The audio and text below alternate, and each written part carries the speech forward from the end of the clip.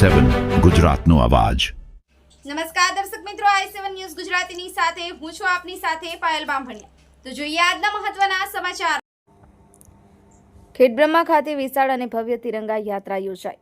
આપણો રાષ્ટ્રધ્વજ આપણા દેશની શાન, આપણું અભિમાન। આપણા ખેડબ્રહ્મા શહેરમાં યોજાયેલ ભવ્ય તિરંગા યાત્રામાં શહેર અને તાલુકાની તમામ રાષ્ટ્રપ્રેમી જનતા તથા ભારતીય જનતા પાર્ટી શહેર અને તાલુકા સંગઠનના તમામ હોદ્દેદારો, તાલુકા પંચાયતના પ્રમુખ સહિત સદસ્યશ્રીઓ, નગરપાલિકા પ્રમુખ સહિતના તમામ સદસ્યશ્રીઓ, જિલ્લા પંચાયતના તમામ સદસ્યશ્રીઓ તથા પ્રાંત અધિકારી, મામલતદાર, ડીવાયએસપી, પોલીસ સ્ટાફ, નિવૃત્ત સૈનિકો, હોમગાર્ડ યુનિટ સહિત ખેડબ્રહ્મા શહેરની તમામ સ્કૂલોના વિદ્યાર્થીઓ અને મોટી સંખ્યામાં દેશભક્ત લોકો આ પદયાત્રામાં જોડાયા હતા।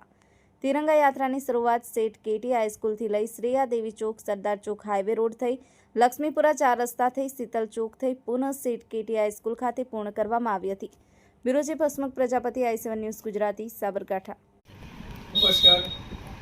આગામી સ્વાતંત્ર્ય પર્વ નિમિત્તે ખેડબ્રહ્મા તાલુકાની અંદર દેશભાવના અને દેશભક્તિનો એક ઉન્માદ જન્મે અને લોકોના હૃદયમાં દેશ પ્રત્યે એક લાગણી ઉત્પન્ન થાય, એના માટે આજે ખેડબ્રહ્મા ખાતે સમગ્ર તાલુકામાંથી અધિકારીઓ, પદાધિકારીઓ, પત્રકાર મિત્રો, સ્ટુડન્ટ્સ અને અન્ય નાગરિકોએ ઉત્સાહભેર ભાગ લીધો હતો।